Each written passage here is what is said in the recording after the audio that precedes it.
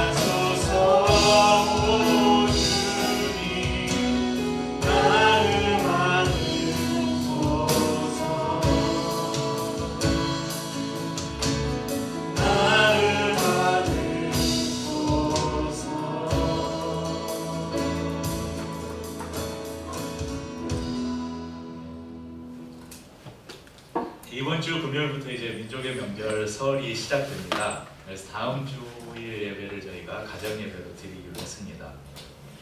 또 부모님들, 가족 친지들을 만나러 또 다녀오시는 모든 길들 평안하게 복된 시간들이 되시길 바랍니다. 이제 다음 주일에 저희가 모이지 않으니까 다음 주일이 지나고, 그래서 다음 주일에 원래 이 말씀을 나눠야 되는데 저희가 다음 주일에 안 모이니까 오늘 이 말씀을 미리 나누려고 합니다.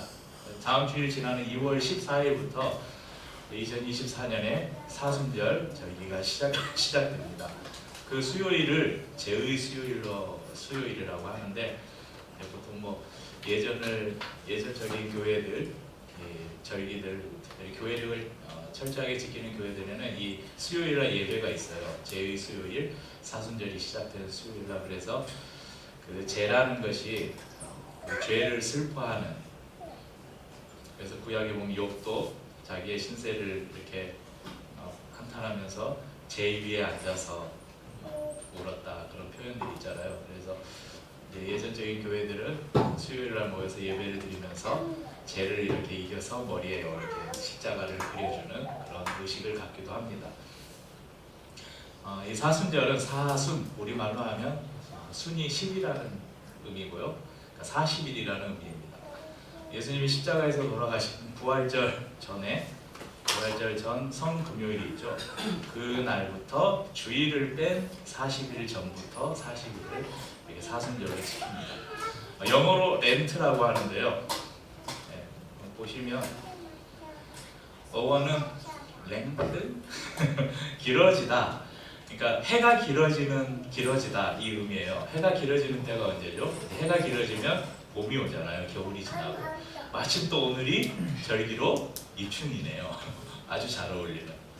그러니까 영어의 의미의 이 사순절은 우리가 말하는 40일과 별로 상관이 없어요. 관련이 없는데, 아마도 어둠이 지나고 겨울이 지나고 새로운 그 새싹들이 피는 새로운 계절 봄이 시작되는 이것이 고난 이후에 찾아오는 부활의 영광, 이것과 이렇게 비교해서 렌트라는 어원을 사용하지 않았나, 그런 생각이 듭니다.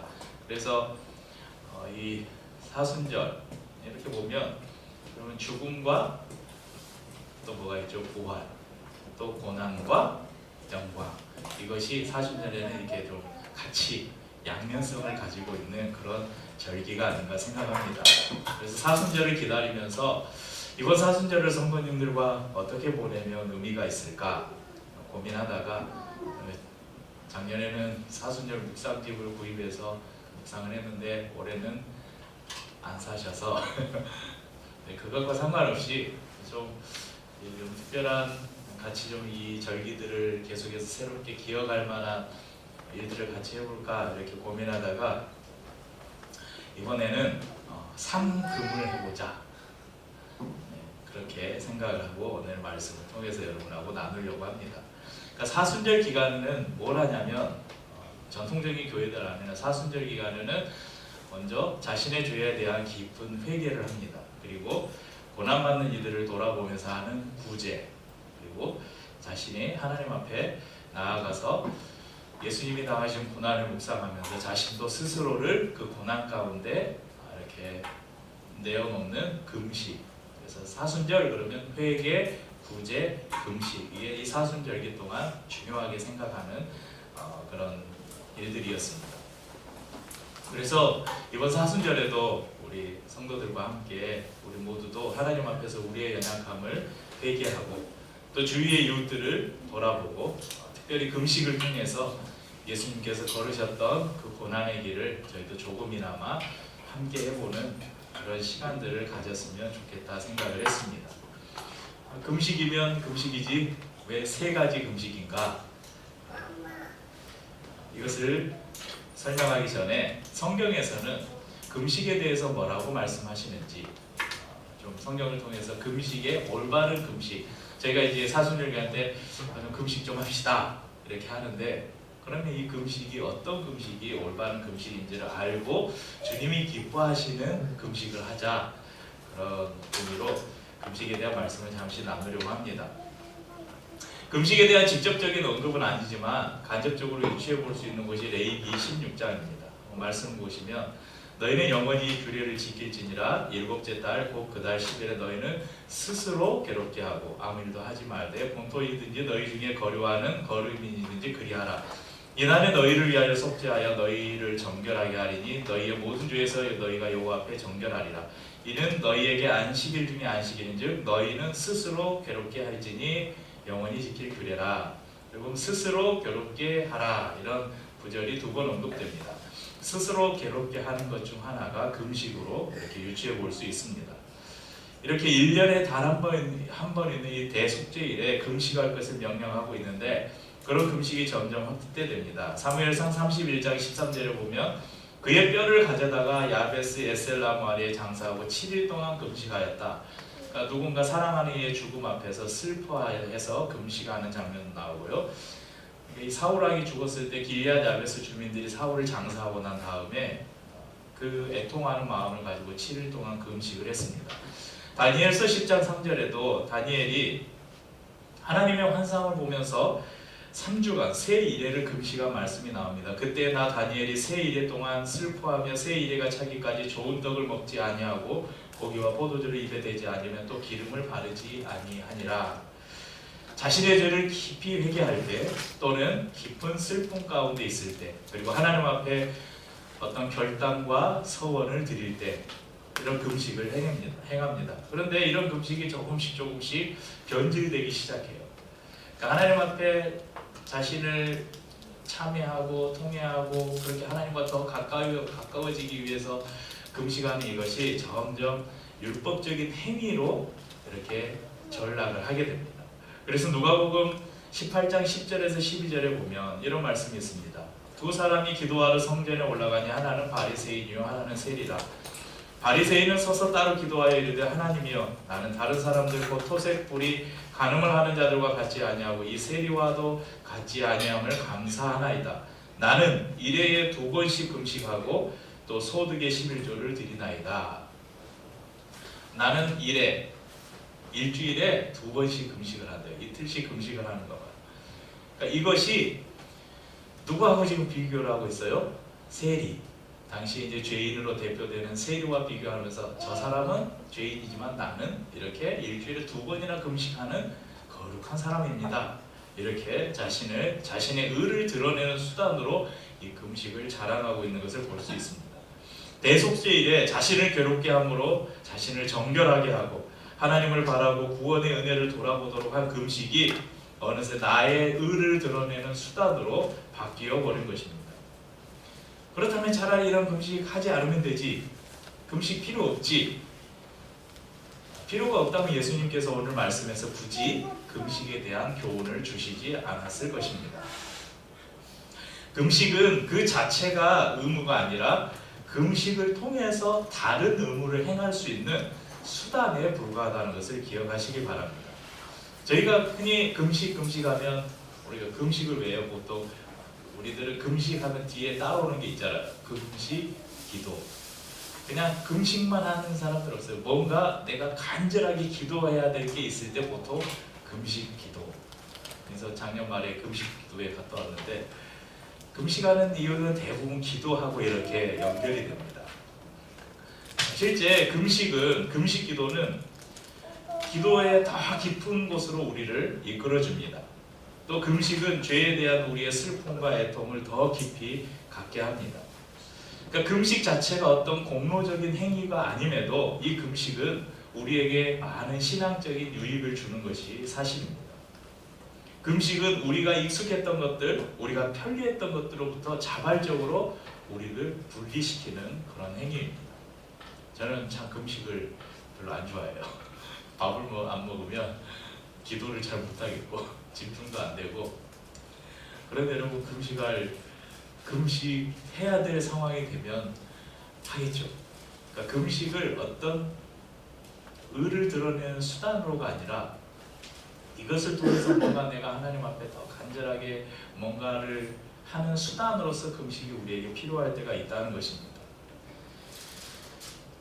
그런데 우리 안에 있는 부패한 마음이 이 금식이라는 유익한 행위를 변질시켜 버렸습니다. 자신을 낮추고 더 깊은 기도와 회개로 나아가게 하는 수단이었던 금식이 자기에게 만족을 주는 공로적 행위로 왜곡되어서 자신의 경건한 수단을 자랑, 나는 이만큼, 나는 이렇게 1년에 몇 번씩 금식하고 나는 며칠씩 금식하는 사람이야, 그러면서 자신을 자랑하는 수단으로, 사람들에게 명성을 얻으려는 방법으로 이 거룩한 행동을 연극처럼 만들어 버렸습니다. 금식은 하나님과 나 사이에 이루어지는 아주 비밀적인 행위인데 바리새인들은 이것을 광고처럼 떠벌리고 다니고 거짓 슬픔과 고통을 꾸미고 다녔습니다. 그래서 예수님께서 말씀하시는 거예요. 오늘 본문 16절에 보면 금식할 때 너희는 외식하는 자들, 이 외식하는 자들이 누구냐면 바리새인들, 종교 지도자들이었거든요. 당시에 슬픈 기색을 보이지 말라. 그들은 금식하는 것을 사람에게 보이려고 얼굴을 흉하게 하느니라. 상상할 수 있잖아요. 얼굴이 괜히 수척해진 것처럼 하면서 어디 아프세요? 그러면 제가 금식 중입니다. 이러고 다녔다는 거예요. 우리의 삶에서 행해지는 이러한 종교적 외식들은 주님의 마음을 상하게 할 뿐 아니라 우리로 하여금 영적인 교만에 빠지게 합니다. 금식이 진실한 금식이 되려면 우리는 금식을 통해서 나의 무가치함을 깊이 깨닫고 하나님 앞에서 자기 혐오를 표현하려 하는 것입니다. 그래서 여러분, 어떤 일에 내 자신에게 너무 실망을 해요. 그러면서 자신 스스로를 자책할 때 이런 말 하지 않아요? 나는 밥 먹을 자격도 없어. 여러분, 그렇게 스스로를 표현할 때 있잖아요. 내 자신이 너무 보잘것없고 내가 무가치해 보이고 그럴 때 나는 밥 먹을 자격도 없어. 그런 말 다른 사람에게 하면 안 돼요. 내 스스로에게는 해도 돼요. 그럴 때 여러분, 주님 앞에서 그런 고백이에요. 이 금식은 주님, 저는 밥을 먹을 자격도 없습니다. 그렇게 저는 무가치한 사람입니다. 그렇게 주님 앞에 나아가는 것입니다. 요엘서나 느헤미야서에 보면 금식하면서 울고 애통해하기도 해요. 그래서 막 금식하면서 이렇게 슬픔을 표현하는 것, 이것이 잘못된 것은 아니라고 성경을 보면 알 수 있습니다. 그런데 예수님께서 바리새인들을 책망한 것은 일부러 가짜 슬픔, 가짜 애통을 만들어냈다는 것입니다. 바리새인들은 이 금식하는 날에 조용히 자기의 삶을 돌아보면서 골방에 들어가서 금식을 통해서 이루어야 할 일들, 기도를 하거나 말씀을 묵상하는 일을 하지 않고 연극배우처럼 밖에 돌아다니면서 사람들 앞에 자신을 드러내는 거예요. 그들의 마음속에 있지도 않은 온갖 표적을 자랑해 보이고 자기들이 금식하고 있다는 사실을 사람들이 알아주기를 기대했다는 것입니다. 이런 금식은 어떤 유익도 줄 수 없을 뿐 아니라 하나님께서 가증히 여기는 행위일 뿐입니다.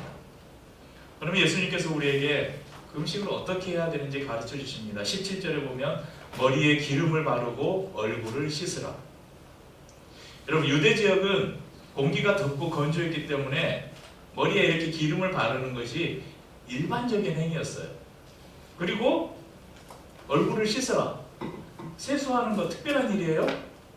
이 말씀, 머리에 기름을 바르고 얼굴을 씻으라, 이 말은 금식한다고 떠벌리려고 일부러 깨제제하고 다니지 말라는 거예요. 평상시 하는 것처럼 머리 감고 머리 단정하게 빗고 세수하고 그냥 평상시처럼 그렇게 다니라는 거예요.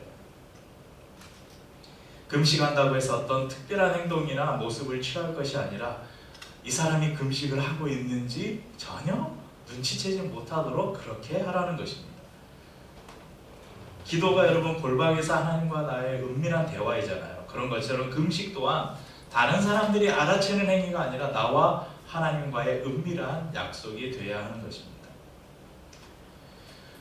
요즘에 이제 그런 분들 소식을 제가 뭐 별로 듣지는 못했지만 제가 교회 다닌 지 얼마 안 됐을 때만 해도, 그러니까 청년 때 그런 때만 해도 심심치 않게 1년에 한두 번은 듣는 소식이 있었어요. 어떤 목사님이 40일 작정 금식 기도를 하다가 돌아가셨다. 금식 기도 다녀와서 얼마 몇 달 후에 누구 목사님이 돌아가셨다. 그런 이야기들을 심심치 않게 들을 수 있었습니다. 그럼 목숨을 거는 기도, 목숨을 거는 금식, 그럼 그 마음 굉장히 소중하죠. 그 동기가 나쁜 것은 아닙니다. 하지만 오늘 예수님께서 머리에 기름을 바르고 얼굴을 씻으라는 말씀 속에 금식을 통해서 우리의 육체를 연약하게 만들고 병들게 만들고 죽음까지 이르게 하면서까지 금식을 요구하시진 않는 것 같아요.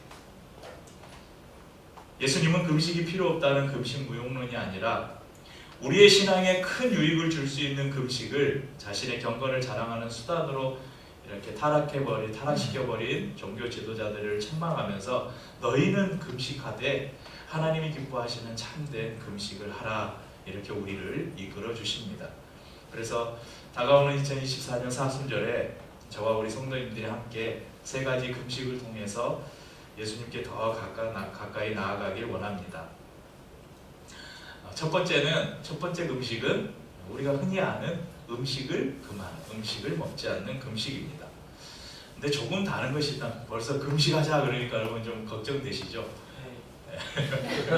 저도 걱정이 돼요. 그래서 여러분, 제가 여러분에게 제안하는 금식은 할 수 있으면 하루에 한 끼를 금식하겠다. 아니면 이제 많은 분들이 그 예수님이 십자가에 달리신 보통 성금요일에 그 굿프라이데이라고 하는 그날 보통 금식을 많이 하셔요. 또 어떤 분들은 또 그 금요일 날 예수님이 십자가에 달리신 9시부터 운명하신 3시까지 이 시간 동안 아무것도 먹지 않는 금식을 하기도 하고, 어떤 분들은 고난주가 종료주일부터 그 성금요일까지 이 월요일부터 금요일까지 나는 하루에 한 끼를 금식하겠다 이렇게 하기도 합니다.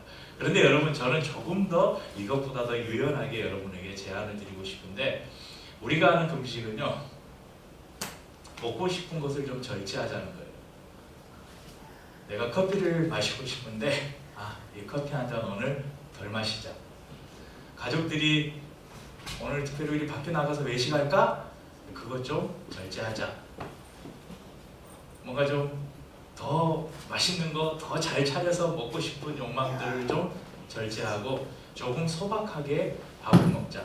반찬의 가짓수를 조금 줄이고 먹는 양을 조금 줄이자. 이런 것들을 통해서 어떤 것을 줄이고 절제하는 순간에 우리는 금식의 목적이 그거거든요. 왜 금식하는지 아세요? 배고프잖아요. 배고프면 기도하는 거예요. 내가 지금 배고프네? 기도해야지. 여러분, 음식을 의도적으로 여러분 절제하고 줄이면서 그래, 지금 사순절 기간이지. 더 기도하자. 더 주님께 나아가자. 더 말씀을 보자. 이렇게 우리가 스스로 그렇게 결단하고 생각하는 것입니다. 그리고 둘째는 미디어 금식입니다. 우리 함께 좀 제안하는 두 번째 금식은 미디어 금식입니다. 요즘 밥을 굽는 것보다 더 힘든 게 스마트폰을 끊는 거예요. 우리 세연이 하루 밥 먹지 말라 그러면 네, 할 수 있어. 근데 하루 스마트폰 쓰지 마. 너 밥 먹지 말래, 스마트폰 쓰지 말래, 어떤 거 택할 거야? 고민되지. 이런 시대에 우리가 살고 있습니다. 이건 세연이만의 문제가 아니고 모든 사람들. 주원이도 그러지? 아니야. 특히 이 스스로 절제할 능력이 없는 이 아이들에게, 요즘에 세대가 그러잖아요. 아이들이 스마트폰이 없으면 이제 그 아이들의 세계에서 한마디로 왕따를 당하는 거예요. 세상 돌아가는 일들을 아무것도 모르고, 그래서 학교에서 스마트폰이 없는 애들이 놀림을 당하고 그런 일이 있으니까 어쩔 수 없이 부모들이 그 초등학교, 어떤 아이들은 유치원 시절부터 핸드폰을 가지고 다녀요. 또 요즘에는 부모들이 다 맞벌이하고 일하니까 아이들을 유치원에, 학교에 이렇게 보내면 언제든지 연락이 닿아야 되니까 어쩔 수 없이 또 아이들에게 어려서부터 스마트폰을 사줍니다. 그런데 스마트폰 가지고 우리 윤사한테 제가 날마다 혼내고 하는 이야기가 항상 전화를 무음으로 해놔요. 그래서 이 핸드폰을 사줄 제일 큰 이유가 언제든지 필요할 때 연락을 우리가 주고받는 수단이었잖아요. 그래서 예전에는 이제 전화기, 핸드폰, 폰이 전화기잖아요. 이랬는데 요즘에는 이제 핸드폰이라고 부르면 무식해요. 촌스러워요. 요즘에 뭐라고 불러요? 스마트폰이라고 부르죠. 이게 하나의 컴퓨터예요. 그러니까 핸드폰을 무음으로 해놓고 필요할 때 전화를 하면 전화를 안 받아요. 핸드폰 가지고 날마다 다른 거 하고 있죠. 유튜브 보고 셔츠 보고 인스타 하고 SNS 하면서 이거 끊는 게 어려운 일입니다. 저부터도 거의 불가능에 가까운 일입니다. 그런데 이것을 좀 줄여보자는 거예요. 제가 하루에 스마트폰 사용을 2시간 했다면 우리 사순절 기간에는 1시간만 사용해보자. 그리고 그 1시간 남는 시간에 1시간 확보된 시간에 기도를 하고 성경을 읽자. 그렇게 여러분에게 제안을 드립니다. 그럼 저희는 예전에 미디어 금식을 하는 이제 고난주간 딱 한 주간 2주간 미디어 금식을 할 때는 교회에서 그걸 나눠줬어요. 미디어 금식 중이라고 하고 TV 앞에 딱 붙여놔요. 여러분들 TV 앞에다가 고난주간 미디어 금식 중입니다 딱 붙여놓고 아예 뭐 TV를 아예 보지 않든지 그런 것도 좋고요. 저희 같은 경우는 주일날은 절대 예배 전에는 TV를 못 틀게 합니다. 다른 날은 일어나면 바로 TV 트는데 주일날은 절대 교회 예배 드리고 집에 갈 때까지 TV를 못 틀게 해요. 왜냐하면 예배 전에는 예배만 지키게. 그 전에는 제가 절대 핸드폰도 못 보게 했거든요. 근데 어느샌가 다 방에서 핸드폰을 하고 있더라고요. 예배 전에는 어떤 스마트 기기도 미디어도 접하지 말아라 그랬었는데 알아서 잘 할 거라고 생각을 하고 이제 우리가 사순절을 지내면서 이런 미디어 사용을 좀 줄여보는 그런 훈련들 그리고 그를 통해서 확보되는 시간들을 더 주님과 가까워지는 일들에 사용하는 그런 미디어 금식을 여러분에게 제안해 봅니다. 또 우리 어른들도 이제 컴퓨터를 사용해서 많은 것들을 하는데 불필요한 인터넷 서칭, 쇼핑 이런 것들을 좀 줄이고 꼭 필요한 업무, 연락들 외에 미디어 기기들을 좀 절제해보는 또 TV, 영화 이런 것들 좀 보는 횟수, 시간들을 좀 줄여보는 그런 기간으로 한번 지내보았으면 좋겠습니다. 세 번째는 탄소 금식입니다. 요즘에 이제 예전에는 그냥 밥 먹는 거 음식 안 먹는 금식이 주였는데 요즘에는 그 금식보다 힘든 게 이제 미디어 금식과 요즘 환경 문제가 이제 많이 대두되니까 교회 안에서 이렇게 탄소 금식에 대한 운동들이 많이 일어납니다. 지구의 환경 오염 문제는 이미 이제 전 세계적인 이슈가 되었습니다. 그래서 전 세계는 탄소 배출을 줄이기 위한 노력을 시작했는데 그럼 뭐 예전에 알리백 많이 나왔었는데 혹시 들어보셨어요? 안 들어보셨어요? 영어로 R2 숫자 100 안 들어보셨을 것 같아서 제가 영어로 써왔습니다. Renewable Electricity 100 이게 무슨 말이냐면 Renewable Electricity가 재생에너지란 말이에요. 2050년까지 이거 국가 간의 협약이 아니라 기업들 간의 협약을 맺었어요. 그래서 2050년까지 기업에서 사용하는 모든 에너지원을 친환경 에너지로 바꾼다. 그러니까 재생에너지로 바꾼다. 그러니까 풍력, 수력, 그러니까 석유, 화학 발전 이런 것 원자력이나 석탄으로 사용하는 모든 발전들로 생산된 전기를 사용하지 않고 바이오 에너지, 수력, 풍력, 또 태양열 이런 친환경적인 에너지로 기업들이 제품을 생산한다. 이렇게 협정을 맺었습니다. 그래서 2050년이 되면요, 이 협정을 충족하지 못하는 회사는 아예 제품을 수출을 할 수가 없게 됩니다. 예를 들어서 지금 현 정부에서 계속 원자력 발전을 이렇게 활성화시켜서 어디에 막 삼성 반도체 공장을 지어가지고 거기에 뭐 전기가 많이 들어가는데 원자력 발전소를 지어가지고 뭐 전기를 공급하고 막 이런 이야기 하는데 여러분 2050년이 되면요 삼성전자에서 우리 세계에서 가장 큰 반도체 회사가 삼성전자잖아요.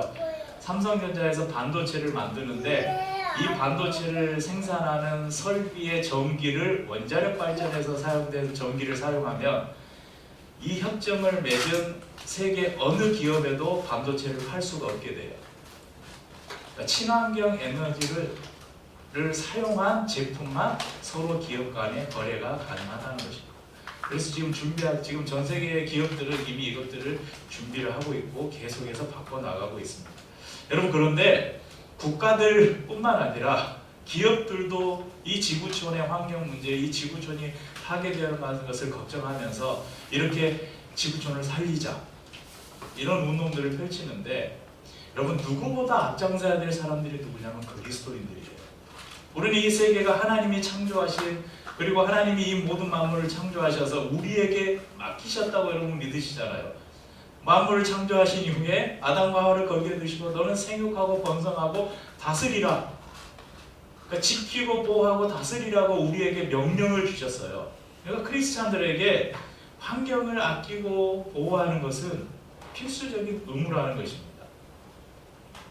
그래서 우리가 우리 사순절 기간에 이 탄소 금식에 좀 동참하면서 하나님이 만드신 자연을 소중히 여기는 마음들을 갖고 그 자연의 아름다움을 묵상하는 시간들이 되었으면 좋겠습니다. 그래서 이 정도 거리는 굳이 차를 타지 않아도 걸어가도 되겠다 하는 거리는 여러분 걸어 다니시는 겁니다. 자전거를 타고 다니기도 하고, 택시를 탈까 고민될 때 그냥 걸어가자. 자가용을 가지고 갈까? 택시를 탈까 고민될 때 버스 타고 가자. 전철 타고 가자. 버스 타고 전철 타고 몇 걸음 걷지. 이렇게 대중교통을 이용하면서 탄소 배출을 줄이는 것입니다. 여러분 우리가 가정에서 또는 어디 커피 마시고 하면서 여러분 텀블러 들고 다니는 운동, 그래서 일회용품을 줄이고 분리수거 등 자원의 재활용에 여러분 조금 더 신경을 쓰는 사순절 기간이 되었으면 좋겠습니다. 뭐 강제적인 것은 아니니까 나는 싫어하면 안 하셔도 됩니다. 그런데 이렇게 제안하는 것은 함께해야 저부터가 같이 할 수 있기 때문에 성도님들과 함께 의미 있는 사순절을 보냈으면 해서 제안을 합니다. 마지막으로 금식에 대한 이사야 선지자를 통해 주시는 교훈을 나누고 말씀을 맺겠습니다. 좀 긴데 천천히 한번 읽어보겠습니다. 우리가 금식하되 어찌하여 주께서 오지 아니하시오며 우리가 마음을 괴롭게 하되 어찌하여 제대로 알아듣지 아니하시리까. 보라 너희가 금식하는 날에 오락을 구하며 온갖 일을 시키는도다. 보라 너희가 금식하면서 논쟁하며 다투며 악한 주먹으로 치는도다. 너희가 오늘 금식하는 것은 너희의 목소리를 상달하게 하는 것이 아니니라. 이것이 어찌 내가 기뻐하는 금식이 되겠으며 이것이 어찌 사람이 자기 마음을 괴롭게 하는 날이 되겠느냐. 그의 머리를 갈대같이 숙이고 굵은 배와 재를 펴는 것을 어찌 금식이라 하겠으며 여호와께 연락들 하리라 하겠느냐. 내가 기뻐하는 금식은 흉악의 결박을 풀어주며 멍에의 줄을 끊어주며 압제당하는 자를 자유케 하며 모든 멍에를 끊는 것이 아니겠느냐. 또 줄인 자에게 내 양식을 나누어 주며 유리하는 빈면을 집에 들이며 벌벗은 자를 보면 입히며 또 내 보륙을 피하여 스스로 숨지 아니하는 것이 아니겠느냐. 여러분 금식하면서 하나님이 알아달라고 하는 것, 금식하면서 오락을 구하고 사람들에게 일을 시키고, 금식하면서 다투고 싸우고 주먹으로 치는 것, 이 모든 것이 하나님이 기뻐하시지 않는 금식이라고 말씀합니다.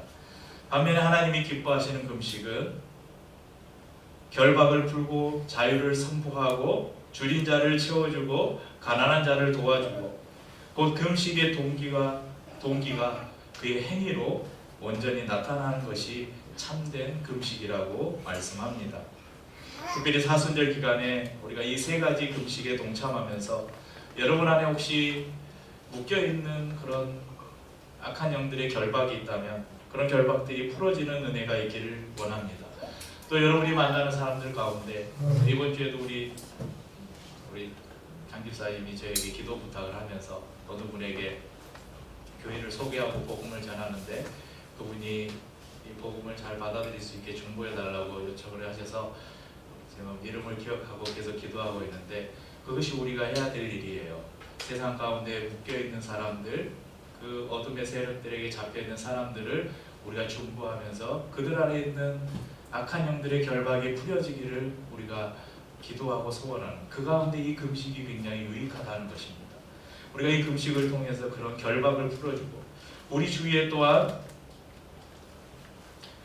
이 성경에 보면 이사야 3주에 나오는 것처럼 가난하고 헐벗은 자들이 있어요. 이게 우리에게는 이것이 어려운 이웃들로 이렇게 표현되는 그런 우리 주위에 어려운 사람들이 있습니다. 그들을 먹이고 입히고 우리의 것을 나눠주는 것이 금식하는 동안 해야 할 일이라고 우리에게 가르쳐 줍니다. 그래서 우리가 먹고 마시는 것을 절제하고 또 탄소 음식을 통해서 여러분 절약한 재정들을 여러분 모아주십시오. 그냥 그거 아껴서 다른 데 쓰지 마시고 오늘 내가 커피 한 잔 아꼈네 3,000원. 예전에 우리 수미자매랑 청년부 같이 할 때 우리 이삭죽 기금금이라는 게 있었죠. 청년부에서 이렇게 내가 택시 탈 거 버스 타고 해서 그날 아끼면 그걸 적는 거예요. 그리고 얼마. 그래가지고 저희가 일주일에 한 번씩 헌금을 해서 그것을 부재하는 데 사용했던 적이 있습니다. 그래서 그런 내가 먹는 것을 아끼고 또 대중교통을 이용하고 하면서 아끼는 재정들을 여러분 그날 조금씩 모으십시오. 그래서 제안드리는 것은 부활주일에 여러분 하나님 앞에 그 모아진 재정을 통해서 우리가 부재하는 일에 사용했으면 하는 마음이 있습니다. 또 무엇보다도 우리 아이들이 아직 잘 모르겠지? 그럴 때는 계속 반복해서 설명해 주세요. 사순절이 어떤 기간인지 예수님의 십자가와 부활이 어떤 것인지 계속 이야기해 주시고 아이들에게도 그렇게 설명을 해주고 아이가 뭐 먹고 싶다고 하는데 이번에는 이거 좀 참아볼까? 이거 참아서 조금 절약해서 다른 사람들을 돕는 데 사용할까? 이렇게 아이들도 이렇게 동참할 수 있도록 우리 부모님들이 함께 해주시면 좋겠습니다. 매년 돌아오는 사순절이지만 똑같이 지나가는 시간이 아니라 그때마다 특별한 은혜를 누리는 시간들이 될 수 있었으면 좋겠습니다. 그런 사순절을 보내는 저와 우리 모두 성도님들 될 수 있기를 주의 이름으로 축복합니다. 함께 찬양하고 성찬을 나누겠습니다.